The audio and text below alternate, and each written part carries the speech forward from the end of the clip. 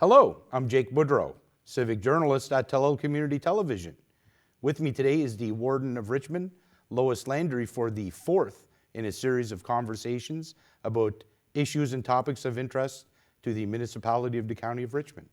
Welcome back, Lois. Hi, thanks for having me again. The first question revolves around something that came up at your last regularly scheduled monthly meeting in June, and that was about a meeting with Invest Nova Scotia regarding some properties in Point Tupper, and perhaps you can update us on what took place at that meeting. Sure, so I'll go back a couple of meetings ago. So everybody, unless you're living under a rock, there's been so much talk about offshore wind and green hydrogen that this council and the council before have been super vigilant about making sure that we are conveying to industry and that we are conveying to government, other levels of government, that we are open for business and we want to be included in the opportunities that come from those industries.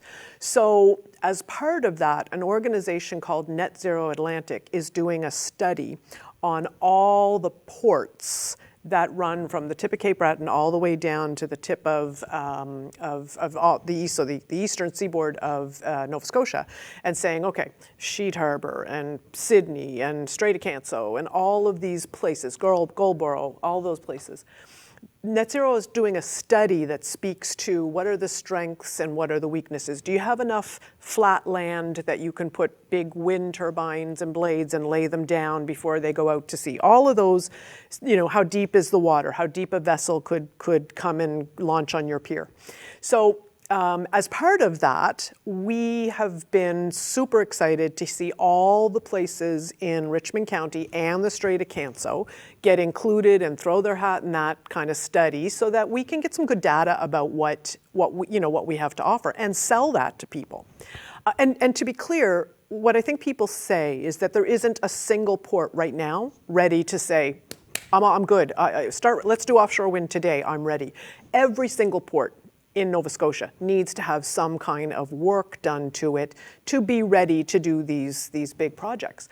So it's about saying what are the strengths and weaknesses of each of these potential places where offshore and hydrogen things can happen. So we had heard that some of the land that is owned by Invest Nova Scotia in Richmond County's industrial park weren't going to be included in the study. So that was something that really concerned us. Now, to be clear, our understanding is that like Melford and Superports, two ports, are actually, they said, yes, come and study us. But these particular pieces of land were not included in that Net Zero Atlantic. And so that concerned us. And so we asked to speak to Invest Nova Scotia. So Invest Nova Scotia is an entity under the umbrella of what used to be called the Department of Economic Development. It's now called Growth and Opportunities, or Growth and Development. So we asked to speak to them and wrote a letter, and they responded to that letter. We set up a meeting, and so the meeting happened last week, I want to say on Wednesday, I think. So, the meeting was good. We conveyed sort of our concerns about, we really want to see these lands be evaluated by groups like that. It was a good news, bad news meeting, I think. And the bad news is that they aren't included in these studies. And so we need to figure out what we're going to do about that. But the good news is that what we heard from both Growth and Development and the sister, like their governing body, which is the Provincial Department of Growth and Development. What we heard from them is, as we see green hydrogen getting closer and closer and closer to what's called a final investment decision and shovels in the ground, what they're hearing is more and more people, industries saying, any land for us? Because what's interesting about green hydrogen is not just the economic opportunities that either Everwind or Bearhead or the two of them. It's not just the economic opportunities that come from those. any other company that builds whatever, widgets, whatever, if they can locate next to a green hydrogen facility and they can get their power from green hydrogen, which is a clean source of energy, then they get to call whatever they make green. So there are some real eyes on some of the properties in Richmond if we get shovels in the ground, if and when we get shovels in the ground for Everwind, and then later potentially Bearhead. So it's about how do you marry up those two? You know, we think there's huge opportunity if and when green hydrogen gets shovels in the ground and they start producing it.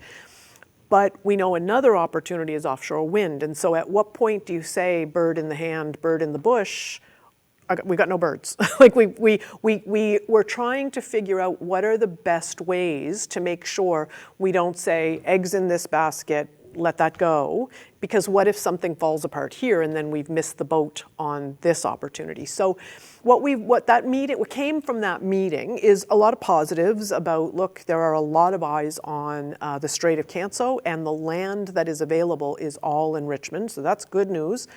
But how do we make sure that we aren't missing opportunities where there might be more chance versus this? And how do we make sure that we know what your conversations that they're having, how do they know the conversations that we're having?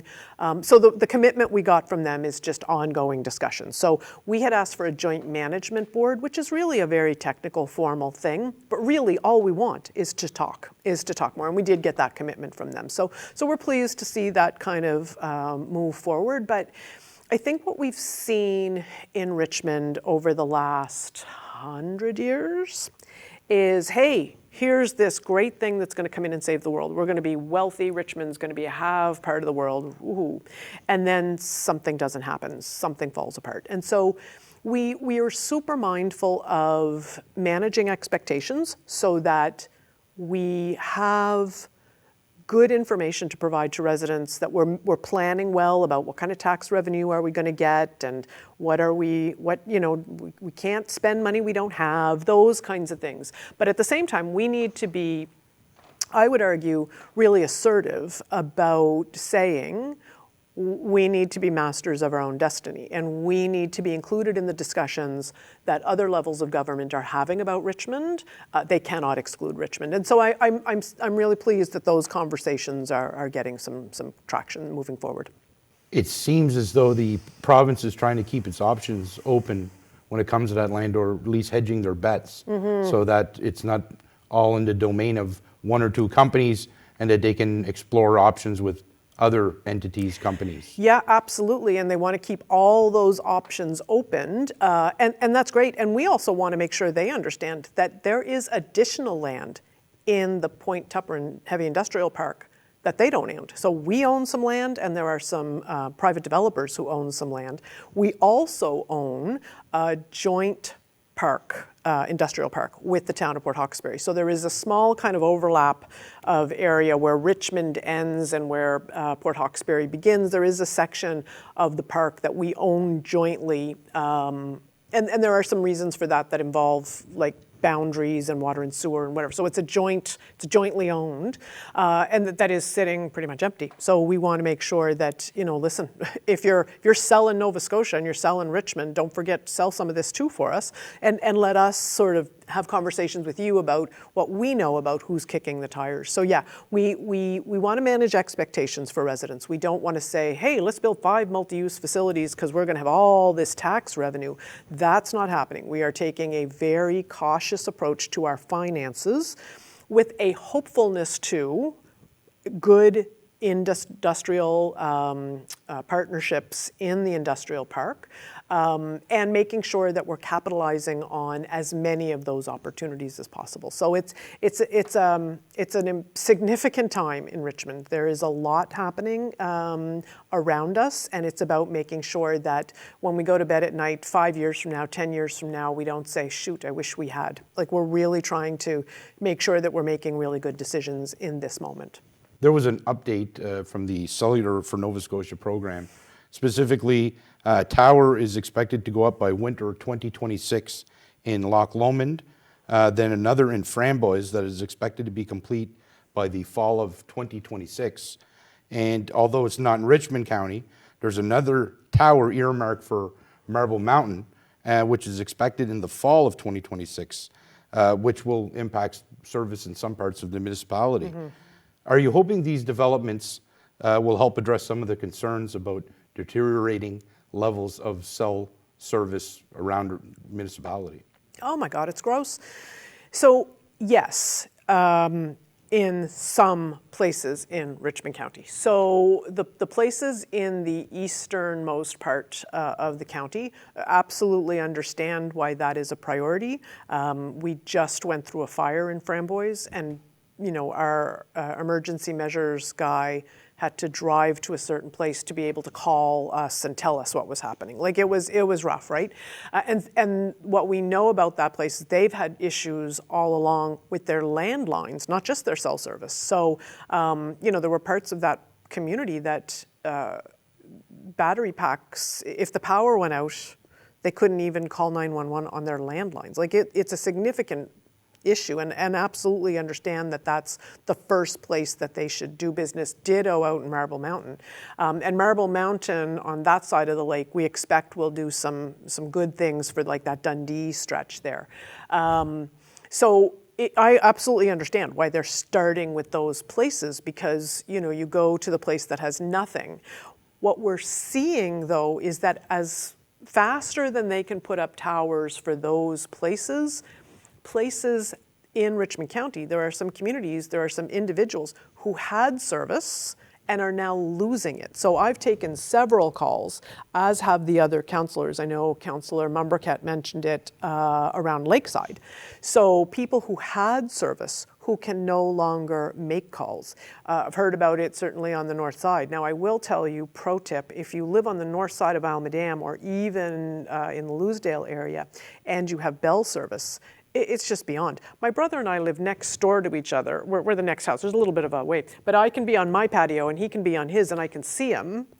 And we may as well put 2 tin cans with a string to try and talk to each other, because we couldn't talk to each other on our cell phones, and we were looking at a tower. So, what Bell tells us is that part of what it isn't just that the infrastructure is aging, of course it is, but it isn't just that. It's that as more people come here and as more people use devices more often, the additional drain on those towers is making it so that nobody can use them. But I had Eastlink internet, and I had him come over and put in a new router or something, and he was in my basement, concrete basement, and he could make a phone call. And I haven't been able to make a phone call in my basement on my cell phone since I moved into that house. And so it turns out there's an Eastlink tower in Grand Anse. And so an Eastlink only tower. So if you have an Eastlink phone, now it doesn't help on other parts, it doesn't help in this side of the island and Narrashat, but I switched as soon as I saw. So I now have service in my house. I have service. I can keep a phone call going all the way to Hawkesbury, which I never could do before. And we go to Lake Ainsley quite a lot in Glendale, and going through Kempt Road, I can use. We don't drop any calls. My gosh, I hadn't even gotten the number. It switched over when Bell called me and said, how can we keep your business? Well, I'll tell you how you can keep my business. Get some towers up that work. So on the one hand, I commend them and government, because it really is government that is making this happen, not Bell. Bell is trying to kind of go to the places that make the most sense, but we have become a place where people are saying they can't do business. People are saying they're concerned about being able to make emergency calls. So it is a significant concern. Council is as exasperated as anyone else. We continue to lobby the province and the feds. In fact, not long ago, I want to say maybe May, somebody pointed out, look, our MP, Jaime Batiste, lives in Eskasoni, but he used to represent Sydney, it was Sydney Victoria at the time, and let's make sure he understands that it's like a gong show here, because we thought, well, up there maybe they have better. So making sure that our MP is very aware of our challenges. But yeah, it's great that those communities are getting it, and they definitely are the most in need. The problem is that the service is deteriorating, and the service, not necessarily their equipment, it's the service is deteriorating faster than government is able to keep up, and the companies. So, you know, I don't know how long before it's just a mutiny. And people need to be angry, and people need to make phone calls to your MLA and mostly to your MP, but make those calls and complain. And if you have a dropped call, call the company and complain, because it really is about, look, we've had people at Bell tell us, well, we don't, what? Really? Not bad service? We haven't heard anybody say anything. Well, then you've got your head in that sandbox right there, because, but sometimes people just sort of say, throw up their hands and say, I'm so angry. But if you can take the time to make a call, especially when you're at your angriest, and get your neighbors to call, particularly if your service is deteriorating, a lot of times they don't get the information about that. And it's ticket numbers matter, and like that kind of complaints kind of drives decision making. And I suppose it's conceivable too that when people are switching over, they're just not contacting Bell, and they're just contacting their new provider, and it might be not even letting them know, I guess. Well, it's funny, because if you want to keep your phone number, then Eastlink has to call Bell to say, please release this phone number. And as soon as that happened, I got a phone call from Bell. So, and I said, here's why. My brother and I, and tin can, I gave the whole kind of story. And those kinds of calls matter. So sometimes switch in business matters. Now the fact is that's just a one place because of one tower in Grand Anse. It doesn't solve the problems in Rocky Bay. It doesn't solve them in St. Peter's. So, but more and more of that kind of, look, as soon as I can, I'm taking my business elsewhere. That doesn't hurt either.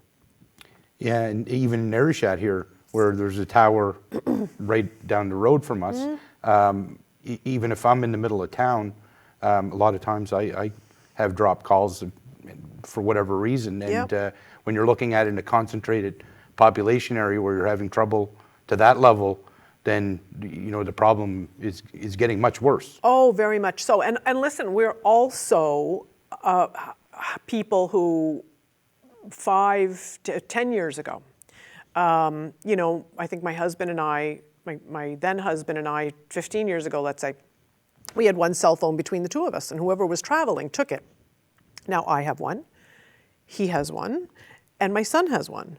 And when we're driving, not when we're the driver, but whoever's, you know, is frequently sort of checking on what's the weather going to be? Oh, the weather's going to be this. And so you're drawing that cell data more and more often. So as we become more reliant on our technology, as more people have technology, as we have people who are coming from away, and they are operating businesses and whatever, as those things happen, it sucks the life out of the cell service that we have. But yeah, so what? Chop, chop. Like, so there have to be investments. It's not like Bell's going broke, right? It's not like they're not putting on a bake sale down at the credit union because they can't pay the bills at Bell. So, you know, I think we need to start, as individual people, start being more assertive about calls, complaints, changing service providers, whenever that's an opportunity. Because it really has gotten to the point where it is stifling growth, and we've heard businesses talking about not being able to take like calls for takeout orders. How do you, if you're relying on takeout orders and that's a phone call, how do you rely on that, right? So we can't be going back to landlines, because that only works if the person who's calling you has a landline. So now, you know, as people start to get rid of their landlines because things are expensive and people can't afford to have both, you know, we're going to expect to see some improvements in the way cell service is provided to us. And I know that an invitation was extended to Bell to appear before council. You guys wanted to talk to some representative from the company, but they were not willing to do that. I mean, I understand there's a lot of municipalities but there's an acute need here right now. No, absolutely. Yeah, so before this latest council election, it was a motion that had been passed by the previous council to make the request of Bell to come. It was probably just before the election. So when the new council was sworn in, sort of looked at, they have a really good action item list that's attached to every meeting, actually.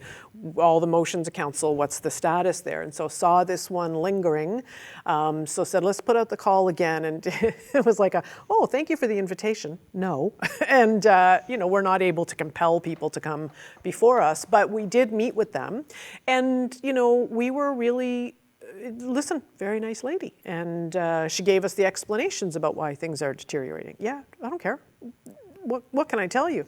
And so, she in turn asked us, can you give us some civic numbers of some houses that where the cell phone is deteriorating, service is deteriorating? Sure. Let me just get a dart and a map, and because it's pretty much like around the world. But we had, we certainly flagged some areas that didn't really lose service. They didn't have it. So Rocky Bay is an example. Dundee. And then said, okay, but these are some people that we actually, each councillor sort of went and spoke to people and got the information. So for, my brother and I in this stretch, and what we used to be able to do and what we didn't. And so there was, we tried to they asked us for exact civic numbers. And so we tried to pick some on all parts so that they could go back and talk about it. And then one of the things they did say is that, our technicians don't see a lot of complaints for there. And I said, well, okay, on their behalf, I'm complaining. What else do you need to do? So, we're hoping to hear those conversations continue. We know that and one of the things too is there might be hopefully some kind of fallout of improvement. So for example, if they put something up in Marble Mountain, which should provide cell service in Dundee, what that means is that people who are going to a certain spot in Dundee to pick up some service for Grand Dance now will pick up Dundee, which then takes sucks less service out of Grand Dance. So as those towers in those really challenging areas go up, we're not going to, Loosedale's not going to benefit from Marble Mountain. But if Dundee can draw from Marble Mountain, doesn't have to draw from Grand Dance, which is where Loosedale, you may see some of that sort of thing. So of course, more equipment is going to make things better. But what seems to be happening is that it is deteriorating faster than it is being addressed. And I will say that we did flag for them. The last few minutes we just spoke about, Everwind and Bear Head and Wind West and all of those potential things. There are going to be people who have to build those things, and they're going to need places to live, and they're going to be on their phones. So you better expect that there are going to be more people who draw from that cell service. So this is not about, you may be surprised at the growth. So yes, my family went from 1 cell phone to 3. But I'm telling you that you can expect that trajectory, but then there's all those people out there filling out their application forms to work at companies like these once they get going. So we've done our best to try to explain the importance of doing this, but I think consumers are going to have to start to just put their foot down.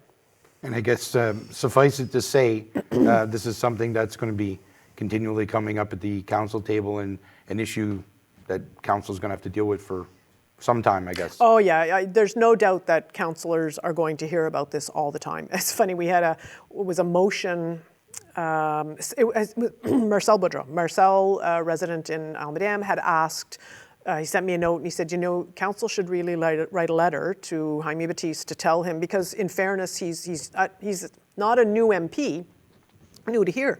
So I left the warden's chair and I sat as the District 2, it was also about the deer and a whole bunch of other things. But when I made the motion to write a letter to Jaime, all of the other hands went up to second it. And it was just that kind of joke, there isn't a single part of Richmond County that isn't impacted by this, right? So yeah, there's no question that we are going to continue to hear about this, and rightly so. So we'll see how those conversations unfold. At a meeting of the Municipal Emergency Management Advisory Committee, which took place on June 23rd, it was confirmed that over 280 people have already signed up for the Voyant Alert app. And I assume this must be good news for the municipality. You've had this level of interest. Yeah, I forget what other municipality they spoke about that also has one, and it's been in place for longer, and it doesn't even have close to that number of people. This is a community that has been using these kinds of technology. So the school board, for an example, they've been saying, look, this bus is not running today, this school is closed today. So I think there's a comfort level here in terms of that kind of technology now. But I will say that MEMAC, which is the Municipal Emergencies Management Advisory Committee, we actually spoke about two things on that I think are important. So the Voyant Alert is one, and the Voluntary Vulnerable Persons Registry is another. So Voyant is about you getting information from the municipality as quickly as we know it. And that can happen through your cell phone, it can happen through email. I believe there is a text-to-talk feature where it's typed out here and you can get it on your landline as it's automated. There is a storm coming, that kind of thing.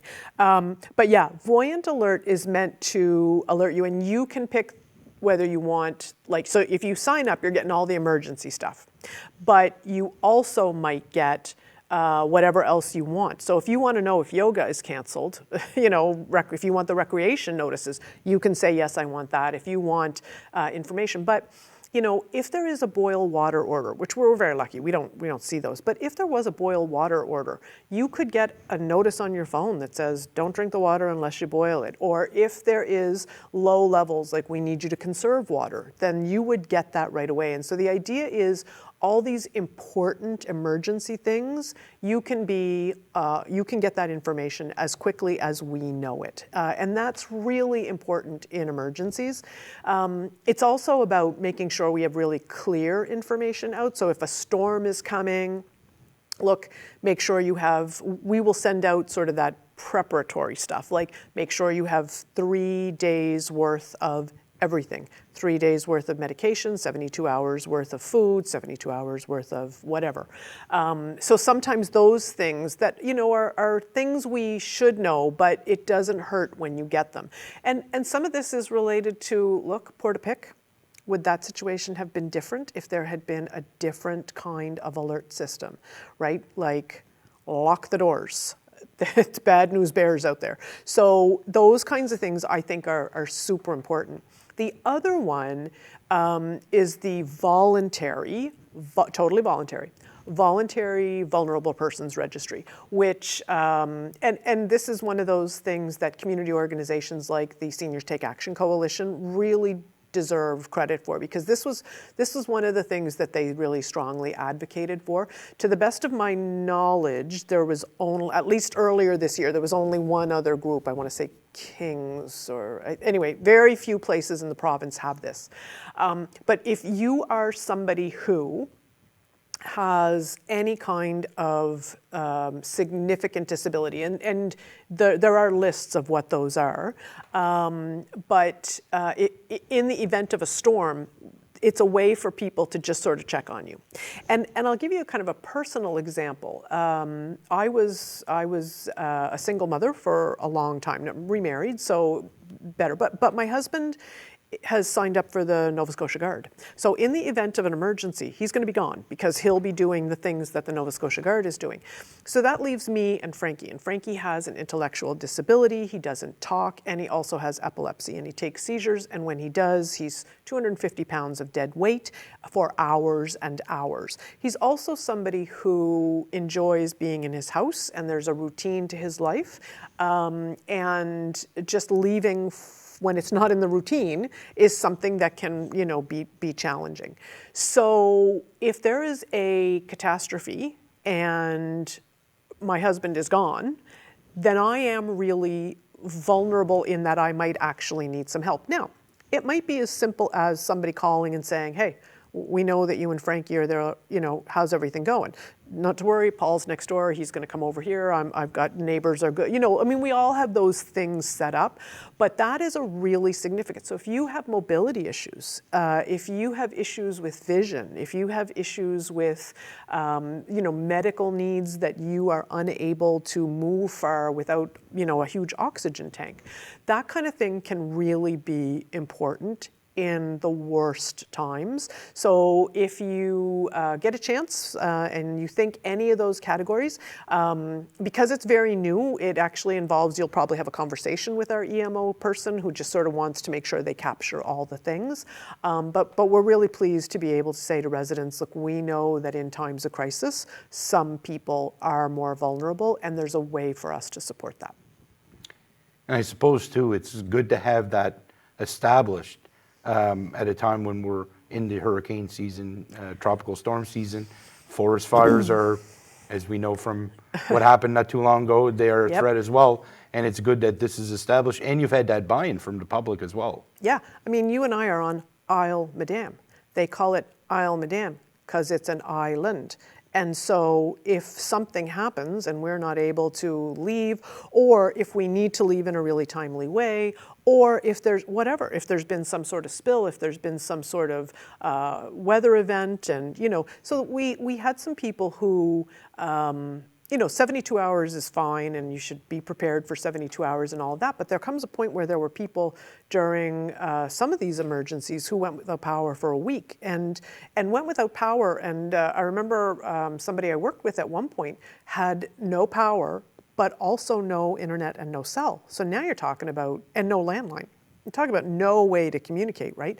So those kinds of things, while we're sitting here on a day where we're, it's a little warm out there, a nice summer day, these are the times to really get ready for emergency situations. And so I would really encourage people to check out Voyant Alert and the Vulnerable Person Registry. And if not for you, maybe you know somebody, and maybe you're saying, okay, I'm going to cover off my neighbor there, but what happens if you can't, right? So anything that we can do that sort of says, we as a community know who needs to be looked after. I think that's what makes community important. Although there are no scheduled meetings as of now, and Lord knows that could come up in very soon, and you guys will be meeting again in September, there is the possibility there could be meetings coming up over the summer. Yeah, so committee of the whole meetings are where you kind of discuss things. And so there are no committee of the whole meetings scheduled, and it would be unlikely that we would call a committee of the whole meeting. And so council meetings are where you do what you said you'd do at committee of the whole. So because there's no committee of the whole, we don't have regularly scheduled council meetings. But I don't think there's ever been a summer that I can think of in the last number of years where there wasn't at least one meeting of council.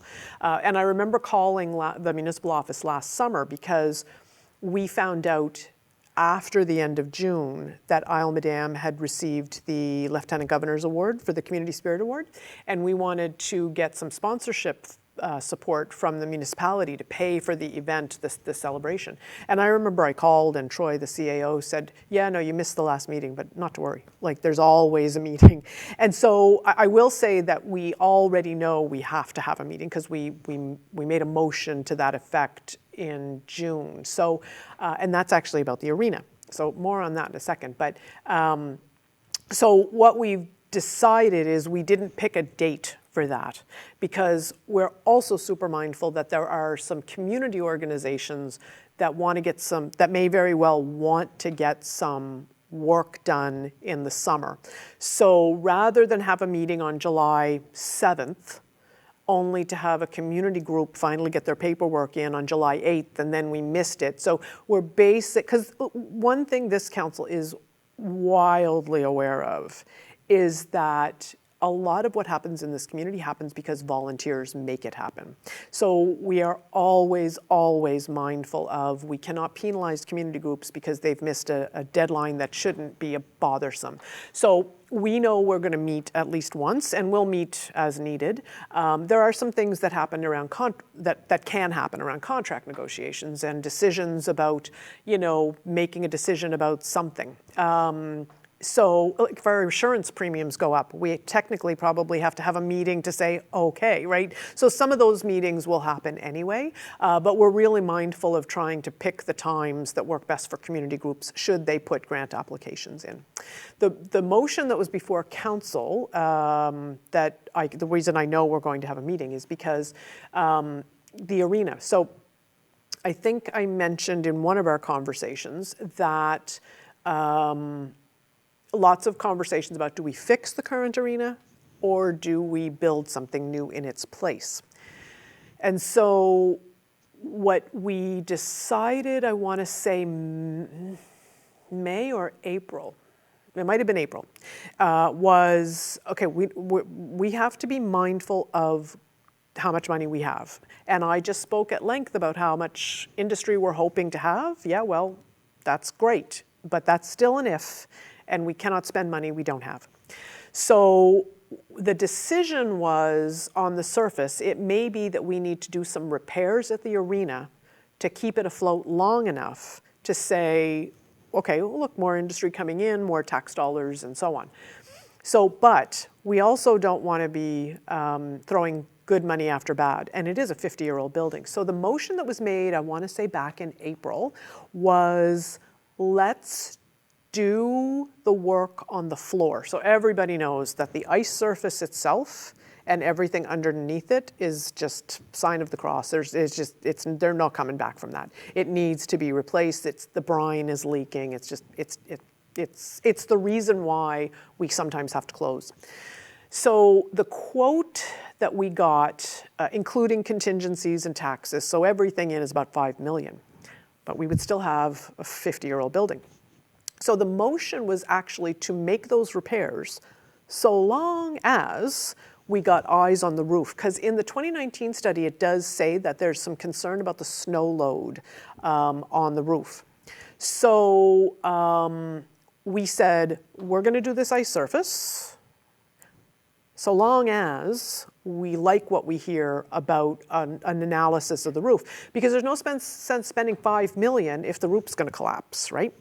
So Director of Public Works went and got an engineer to come and take a look at that. And so we got a report just before our June 9th meeting where we were debating how much money to pay and like budget deliberations. So the report speaks about, I don't know, if it's like, say, 15 pages long, let's say. 12 of those pages are about how impressive the staff that has always worked at the arena, going back to Hubert Krajcek, how good a job they did at that arena. Like, they pulled aside some boards and got a look at the steel beams that hold up the roof, like hardly any rust in a 50-year-old building. And that's only because the people who work at that building then and now have been super mindful about humidity and about monitoring temperatures and have really done an excellent job.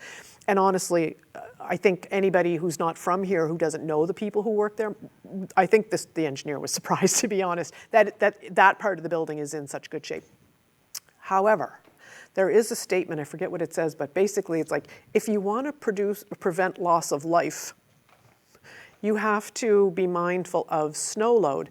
But then it started talking about like this many pounds per square foot of snow is bad, and you have to close the arena if you get to that many pounds of snow. But if it's less than that, you're good. But then you also have to cut all those trees over there on land we don't own in order to cut off the wind shear. And so at this point, it's June 9th. We still don't have a budget. And it's just, we're not engineers. So what we said was, let's agree that we're going to take $500,000 and put it in a reserve fund for the arena. So, and I should also add that there is some work happening this summer at the arena that is work that is regular maintenance and also some occupational health and safety things that need to happen. Because one thing I will say is we are really committed to having a working, functioning arena at all times. So we don't want to be somebody, a community where we go 2 years without an arena. So that work is happening this summer, but that ice surface stuff I mentioned, no one was available to do it this summer. So we're targeting some work, and we don't want to close an arena to do work, so we want to do it in the summer months. So we have set aside $500,000, and it actually came from the surplus from last year's budget, so it's not, we didn't raise the tax rate, so it's not taxpayer additional dollars. So, but what we said was, it's June 9th. I'm not an engineer. I don't know whether 200 pounds per square foot, I don't know. And then they talk about a monitoring system so that if the weight of the snow on the roof is higher than that, you've got to actually close the arena. Well, I don't know, does that cost a gajillion dollars, or can I get that for 30 bucks at Canadian Tire? I don't know. So what we just said was, we need to get the budget passed, and whether it's new or old, we need to start putting some money aside. So the decision we made on June 9th was that we would allocate that money to a reserve, and that in the summer, when our budget was passed and everything was a little bit more settled, that we would actually get some information about, okay, what is this number per square foot, and can we make neighbors cut their trees on our behalf, or do we have to buy the land, or do we have to enter in an agreement? There's a lot of complicated things, but the goal is to always have an arena that has kids and adults and seniors skating from the time we open until the time we finish. So for that reason, I know we're having a meeting in at least one, and we may have others as other things up. So the arena is an ongoing situation. As stewards of the resources that taxpayers, come into the municipal office, or they write their checks, or they pay their taxes. We want to do what residents want, which is we want to have an arena. I've never heard anybody say, let it go. Let it just, as soon as it's time when it's up, that's it. We don't need it. I've never heard a single person say that. Lots of concern about, should it be new or should it be repairs? But we can't repair something if it's just going to close anyway. So Bedeck, that's what happened in Bedeck. But we can't spend money we don't have, and we have to be mindful of tax rates. So that's where we are with the arena, and if we have to talk about it every day, which feels like sometimes we do, but if we have to talk about it every day for however long, then that's what we'll do. Now, before we went on the air, you mentioned that the municipality anticipates savings of approximately $300,000 from curbside collection. So perhaps you can elaborate on that. Yeah, sometimes when you have a service that you need to deliver to residents, sometimes you can hire people to do that. And we do that a lot with certain kinds of engineering consultants. So the arena, for example, we have people who work at the municipality who are engineers, but not necessarily structural engineers. So that's an example of, we hired a consultant to go up into the rafters, check for rust, tell us about snow load. That's times when you contract out, and there's absolutely good reasons to do that. Up until now, or still today, when people come and pick up your garbage and your recyclables, that's a service that we contract out. So you'll see sometimes busing companies, Strait Regional, say Centre for Education, they are the company, like it's the school board that pays the bus drivers. But in other places, in Halifax and whatever, they contract that out. So you can do either or. And our concern is service to residents and dollars. What's it going to cost? So for a long time, I think, as we were getting bids from companies saying, you've got a tender for curbside collection, here's what we'll charge you. We were looking at the numbers and saying, yep, okay, cheaper to just contract it out than it is to do it ourselves. But that has changed. And because contractors are facing real significant changes in how they can do business and how much money they have to charge in order to stay ahead of costs that they have to pay out. For the first time in a really long time, it actually is looking like it is cheaper for the municipality to assume that responsibility itself. So to hire people who will do our curbside collection and to actually purchase the vehicles. One side advantage of that is that we have to contract out our heavy-duty garbage. So we do it twice a year. If we wanted to do it 3 times, and it was our own trucks and our own employees, minimal expense and minimal scheduling. We just tell our own staff what to do and when. With contracting service, that's different. So this year, and the reason I think it's important is because it might look like this year the cost of garbage pickup has actually gone up. And to a certain extent, it will, because we have contracts for 2 zones. So there are 3 zones. Isle Madame is Zone 1, Everything on the other side of the canal is Zone 3, and everything else in the middle, that's Zone 2. So Zone 1 and Zone 2, our contracts with our contractors expire on December 1st.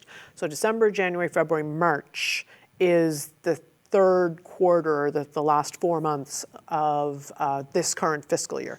So we're going to do 8 months of contracting, our contract, honoring that contract, and 4 months of doing it ourselves. So we're going to save roughly $300,000 a year compared to what it would cost us to contract out starting in the next fiscal year. This year, we're going to save, those 4 months are going to be cheaper, but we do have to buy the vehicles. So in the budget, it looks like we have an additional expense, and we do. It's to buy outright, not, I thought we were amortizing it, but we actually can work the budget so we can pay for the vehicles up front. And also, I think, put a little money aside so that when those vehicles expire, we've got a little kitty that we're putting in reserve for that. But I think it means a better service to residents, and starting in 26-27, so this March 31st coming up will be the end of this fiscal year. Starting April 1st, you're looking at up to $300,000 in savings compared to what we're paying out. Now, Zone 3 on the other side of the canal, our contract with that contractor doesn't expire till 2027. So that we will, of course, honor our contracts. And it's not to say they're not doing good work. It's just that if we are in control of the people who are doing it and when, it's much more flexible model for us. So 26, 27 fiscal year, you'll start to see these kinds of significant savings to the municipality. But it'll be even more so when we take on District 3 in 2027.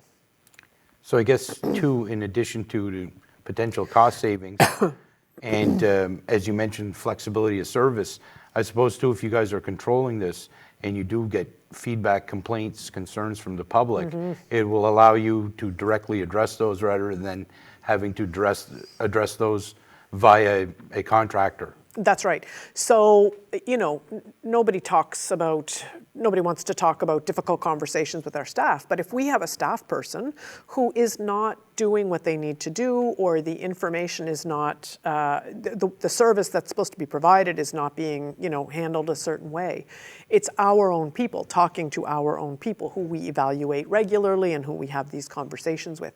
As opposed to, like you say, when you have a contractor, you're complaining to a contractor, but not necessarily having any idea about how that's resolved with the actual people. So, listen, I live on the north side, and I have never had an inkling to call the municipal office and say, listen, I'm not happy about something. But I think there are times when that has happened, and when that does, it certainly will be a different story when you're calling the municipal office 226-2400 and complaining about a municipal employee. And that is an easier conversation to have. We mentioned the cell service, the deteriorating level of cell service, and no doubt that's going to be a continuing issue for you guys to deal with. What do you anticipate are some of the other issues, topics, matters that are going to be coming up in the September and in the fall? I think some things that we're really working on is This is something that may not seem significant. It's not very sexy in terms of a topic, but we are looking at the schedule that we do things around all matters related to finance.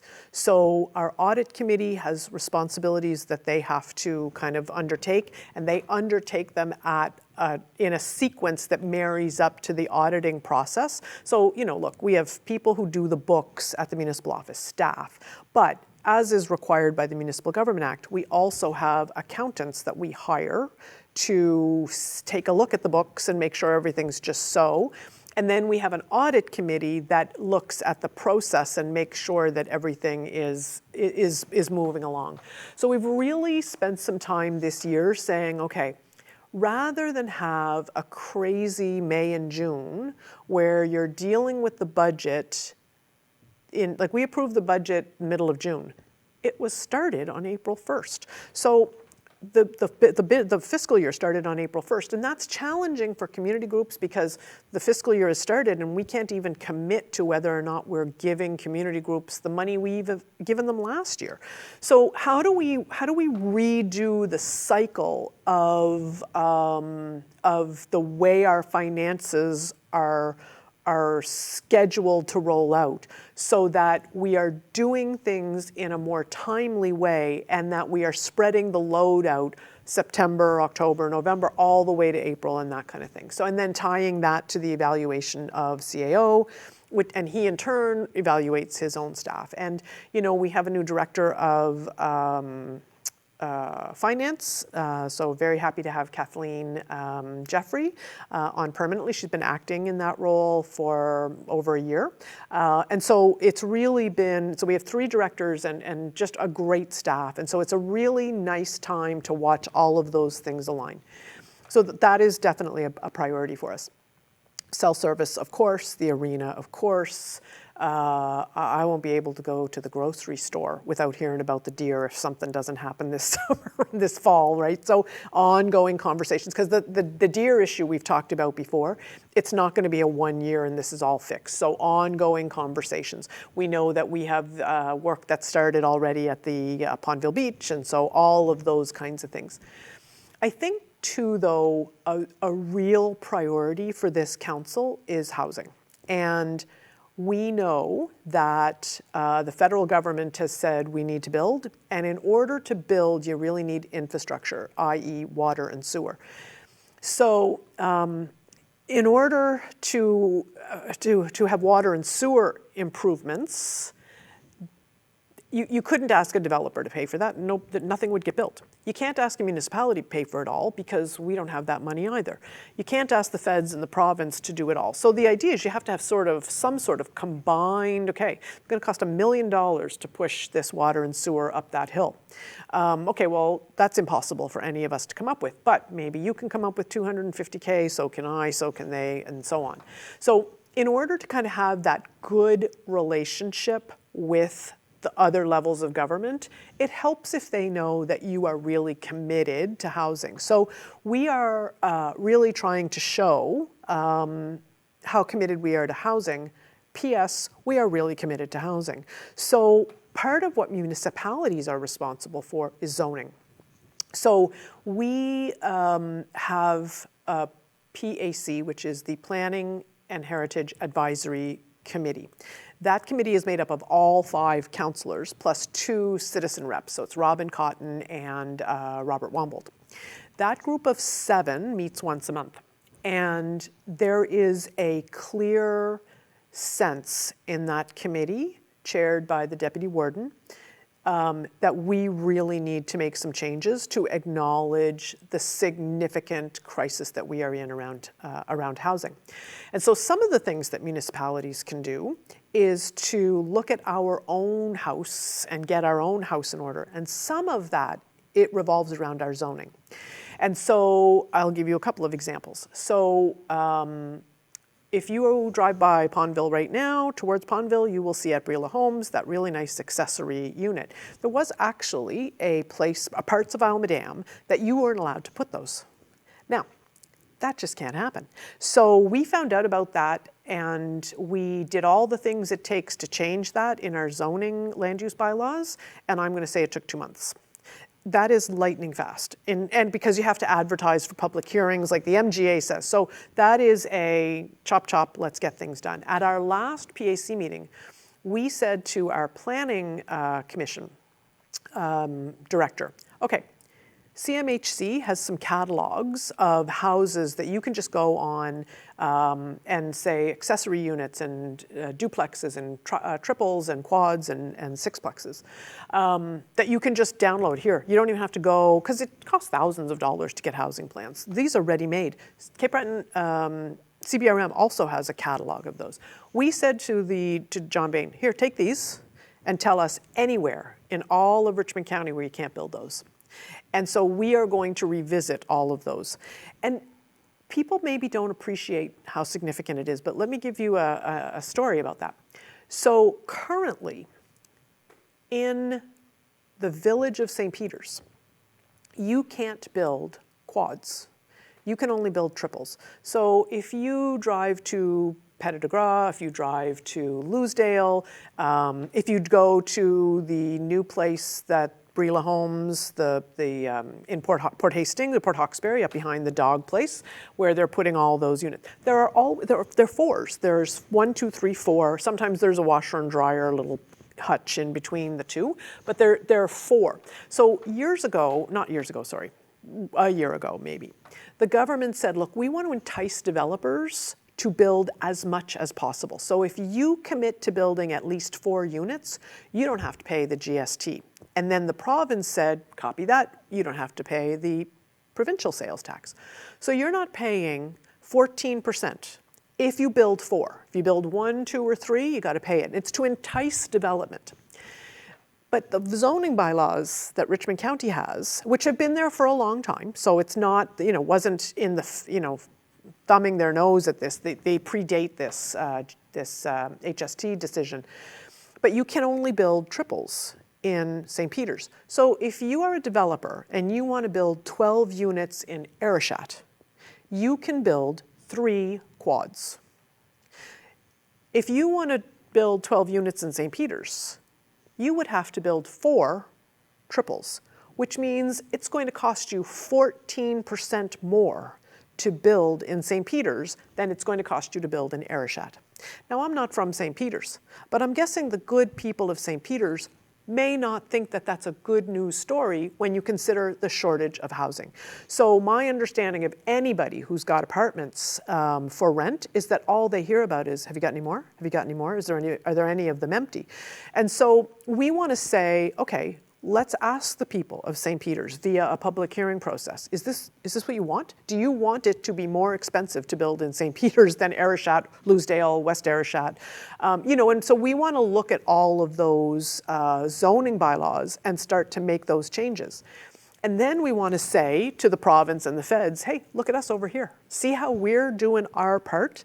Because when Jeremy Carroll posted on the Brila Facebook page about that little accessory dwelling, what you saw underneath that was comments from people in places where they're not allowed to build them. So Bedeck, lots of places on Cape Breton where zoning does not permit accessory units. So we want to say to the province and to the feds, look, we are really committed to getting housing going. So give us some of those dollars, because my fear is that a lot of those dollars will go to the cities if we're not really aggressive about saying, look, we are rural communities, but we're where wind is going to come ashore, we're where hydrogen is going to be, whatever. So they're not extracting minerals in HRM. Those are all that resource development that we're hearing about is all going to happen in rural communities. So we're really committed to saying, we need to get out of the way of housing. We need to work with developers, and we want everybody to know. And, the province got so tired of waiting for municipalities to get their act together on turbine setbacks that they said, that's it. We followed the leader right away. Other jurisdictions are like, no, you can't have a windmill within 4 kilometers of a rock or a house. I mean, it was getting to the point where it was stifling development. So in Richmond, that is something that I would say you will see as a top priority, is how do we, and we just changed one of our capital infrastructure policies to allow a rolling admission, so a rolling application process. So we don't even want to have a process where, once a year, we're going to see all the possibilities that people can dream up, and then we'll kind of look through them. What if that doesn't line up to when there's actually money flowing? So I think you'll see quite a lot of that going. So you'll see, I think that there's going to be lots of decisions made around some of the industries in the industrial park. So it'll be an interesting time to see what comes from that. Well, that's great. I'm looking forward to when meetings resume in September and back at the council table, and they'll be reporting on what's going on. Yeah, it's great. But I really appreciate you taking time out of your day to come in here, speak with me, speak with our viewers, answer my questions. Thank you very much. And I guess I should also extend wishes for a great summer if I don't see you. Thank you. Yeah, we'll hope to be out and about, and there'll be I've got some Max families coming down, so we'll be entertaining some grandkids. And but yeah, it's a great place. It's a great time to get out and take in the festivals and all the things. And many thanks. Again, there's just not enough times you can say this. Whatever happens this summer here on Almadam and in the rest of Richmond County, it's only going to happen because of volunteers. So thank you to everybody who makes all those things happen. And I guess I should also note that if anybody, any members of the public, residents, taxpayers of Richmond County have any topics they'd like to discuss or things to bring to our attention, by all means reach out to me here at Tellil, 226-1928, that's a 902. And my email is jake@tellil.tv. And if anyone has any feedback or any interested topics that they'd like to bring up, by all means, please reach out.